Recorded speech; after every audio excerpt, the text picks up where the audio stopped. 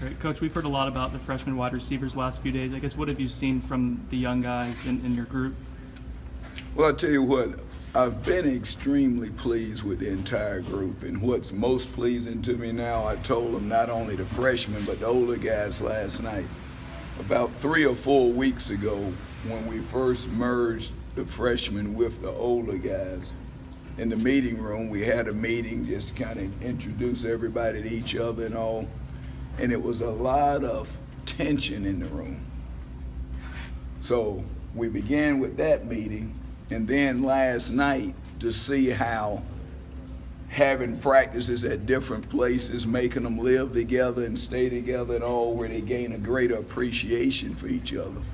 And to see how they have bonded, the older with the younger guys and all, that's more pleasing to me than anything.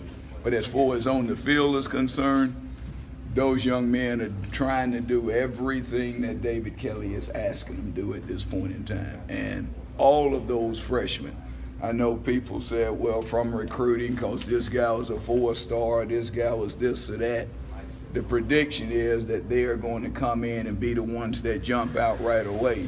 But I'll be perfectly honest, all of them are showing good things at different times. A couple of them are a little bit further ahead right now. But even the ones that are a little behind from a physicality standpoint are showing that they have outstanding athletic ability. It's just a matter of gaining a greater comprehension of the system at this point. But I'm extremely pleased with all of them. Probably didn't answer your question about specific individuals, but that's the truth of the answer. All of them are having their moments out there. And you mentioned tension with the initial meeting. I guess what do you think that was, and how has that improved since? Well, one thing that we do here is anybody that's going to come into our family, we challenge our current players and we call it pat them down. And we don't just accept anybody and everybody within the family. And that's what those older guys were doing. Okay, coach, we've been here together since you got here in January, we built the bond. Now you bringing new ones in prior to us just readily accepting them. We got to see if they fit what we talk about we're building. Coach Taggart said it was the visit with Tre'Shaun that kind of told you could do this again. What's it been like for you transitioning more of a hands-on role again? Loving it. That's probably the best way to characterize what's going on. Yes, I had my doubts initially because I wasn't sure I wanted to go back and venture back into this area. But as I said, Willie and I discussed it and all. I don't want to say I did it reluctantly, but it wasn't what I had came here with the intention to do. But now, after doing it, I'm glad he made that suggestion because I'm having the time of my life. And previously when I coached, and now my appreciation for what I'm doing is a lot greater because it's focused, as I've said before, on helping those young people realize their dreams as opposed to how can David Kelly do this to help David Kelly in his ascension to another spot. You didn't have Nooney in the spring. How do you kind of see him picking things up as he's back now in the fall? And is he kind of the leader of that group? Is the guy with the most experience? Well, because of the most experience, because of his athletic competence to say, that gives you a certain amount of influence with the group. And the group is really melding together very nicely. And a lot of that can be attributed to Nooney and the fact that he is buying in. And he sees, hey, these are a group of people that not only giving us a system to help us win football games, but these people sincerely care about me and what my goals and aspirations are. And that's not to say that anyone in the past didn't, so I don't want that statement to be misinterpreted.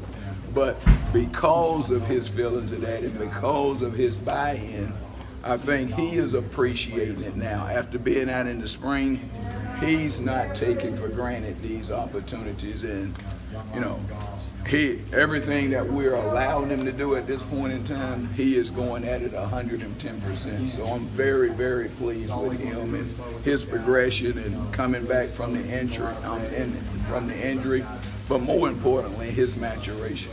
Coach, how do you anticipate the new redshirt rule will affect how you manage the young guys when you have a team of freshmen this year? Well, I tell you what, it's a very good rule. I'm glad NCAA instituted it, but there is some strategy in how you utilize it. Because let's be real, the deal now with, and I don't want to make this any political question or whatever in any sense, but the trend of guys who are going to the NFL draft sitting out bowl games, that's going to continue and it's going to grow. I mean, let's just be honest about the scenario. So because of that, and with this new rule where kids can play 4 games at any point during the season, you want to make sure that you're building for. Florida State is going to always have guys who have the potential to leave early. And if we don't, we recruit the wrong people. But because of that fact, and we know that's a trend and it's going to start happening more and more, that allows us, that freshman, to play in bowl games and all without burning his red shirt, where in the past, that was devastating. But you had to do it. And we also know that it provides greater depth for you. I can remember our scenario at Oregon this past year. We got down to mid-October, early November, and we were basically playing with 55, 56 available players because of the guys you wanted the red shirt due to injuries, due to being below numbers as far as total scholarships. That's all we had available to play with, which increases the incidence of others getting injured because of that fact. So now with this new redshirt rule, it allows for you to accommodate for those scenarios. So it's a great rule, but it's some strategy involved in how you implement it.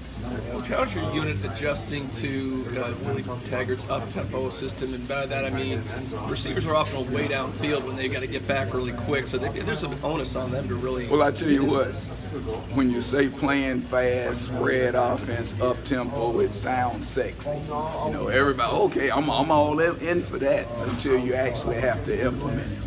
And in the spring, it was some trying times because it is so different.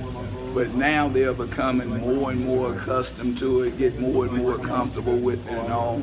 And each day we show them the positive effects that if you can do that and play at that tempo, it provides a weapon for you in your, on your side as far as how we attack people and all. So one, everybody buys into it initially until you actually have to implement it. Two, now they see what goes into and how taxing it is.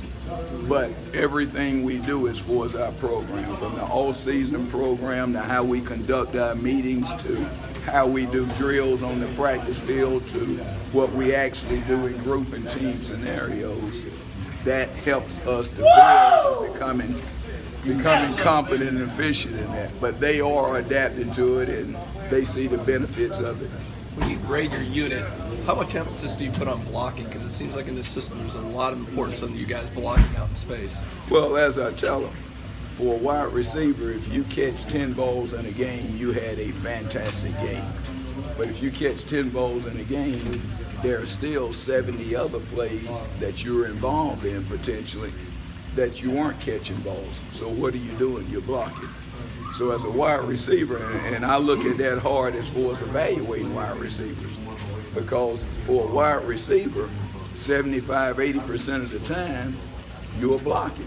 So that's what you do mainly. People don't look at it in that light, but that's critical.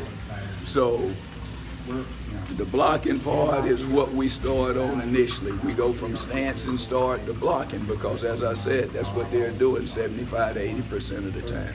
So you have to be competent in that area to be able to play for us. What have you seen from George Campbell in terms of being vocal? It seems like he's been talking to the young guys a lot. Has he kind of grown in that area from the time you've had him? First of all, George Campbell is a tremendous individual who's going to be extremely successful in life after football. He has that personality, he has that attitude, he has that work ethic, he has the intellectual ability. So when you talk about George Campbell, David Kelly starts smiling. And he has no bigger fan that hoping and praying that he gets healthy and able to go out there and perform, because he has big time abilities if he can finally get himself healthy. And all of us are pulling for him just because of the kind of young man he is. But even in spite of those injuries and not being able to be out there, he's really asserting himself as a leader.